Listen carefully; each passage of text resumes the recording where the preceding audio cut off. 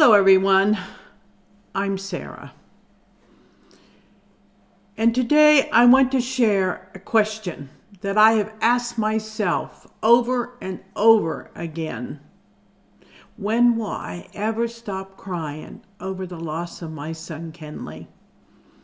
It is a question that I know many grieving parents have asked in the quiet hours of the night when we find ourselves unexpectedly overwhelmed, and in the middle of the day when we just start crying for no reason.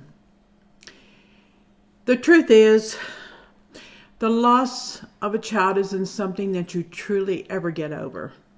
It's an ache that never entirely goes away, a void that cannot be filled. The love we have for our children is limitless, and so too is the grief when they are taken from us so abruptly. Grief has no finish line. There is no magic day when the tears stop falling.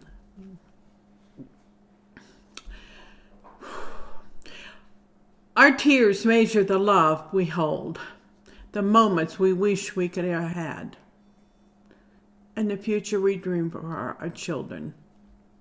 Sometimes that love overflows. It spills out in a way that might feel relentless. But these tears are also a testament to the depth of our bond. They remind us that our children matter, each and every one of them. That they are irreplaceable. And that the memories we hold will forever shape us. I found that grief doesn't follow a predictable schedule.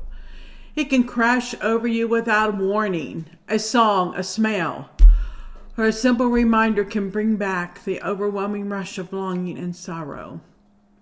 These moments are unpredictable. I have found myself driving down the road and all of a sudden break into tears because I see a hospital or a clinic where Kenley could be working instead of in the ground in a military cemetery. All because of a drunk driver. Like I said, these moments are unpredictable and they can feel isolating. Please know that you're not alone. These waves of grief come and go, and it's okay to let our tears fall. Although the pain may never truly vanish, and it doesn't, there are small, fleeting moments when we find peace and happiness. These moments teach us to live with sorrow, even if it never quite leaves us. Healing is our journey, not a destination. And it's perfectly okay if some days or even years later, which it's been 6 years in January for me, and I continue to find myself crying just as much as I did at the beginning. Our grief does not make us weak. It makes us human. When I ask, when will I stop crying, I'm really asking, when will I find peace?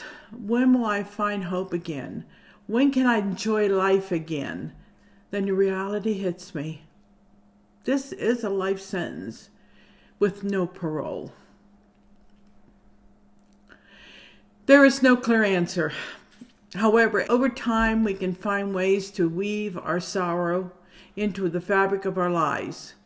We can honor the love we still hold for our children through our choices of living, the people we support, and the love we give to others. Some of us find purpose in sharing our stories, fighting for change, or supporting others walking in a painful path. For me, using my grief to make a difference has helped me breathe again, even if it hasn't stopped the tears. It has allowed me to honor my child's memory and make sure that nobody ever forgets him, and try to make the world safer and kinder and more understanding, which is who my son was. To every parent who has ever asked, When will I stop crying? I want to tell you that it's okay if the answer is not yet. It's all right if the tears come often, and if some days feels impossibly heavy. I have them too. And I'll be honest with you, I really want to stay in the house and write. I don't even want to go out and be with people anymore. Our tears are not a sign of weakness. They are a sign that love endures. And even when our children are no longer physically with us, they are around us. I feel Kenley here all the time. I go to the cemetery and he's not there. He's here with me. He's given me signs. And I would never ever do anything that would make him unhappy. We are forever changed by our children. And our grief is part of our journey. However, we are stronger, deeper, and more resilient. We are compassionate because of the love we still hold for our children. Therefore, we cry. Maybe in between those tears, we find a glimpse of hope and moments where the pain softens even a little bit. I want to thank you for listening and holding space, not only for my pain, but for yours as well. Together we can honor our children by finding strength in one another, sharing our stories, and ensuring their memories continue to inspire change. The journey through this grief,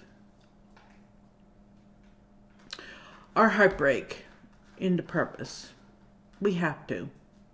Fight for a world where no matter where our lives are shattered by a drunk driver, and carry our love forward in a way that brings light and meaning to our children's legacy.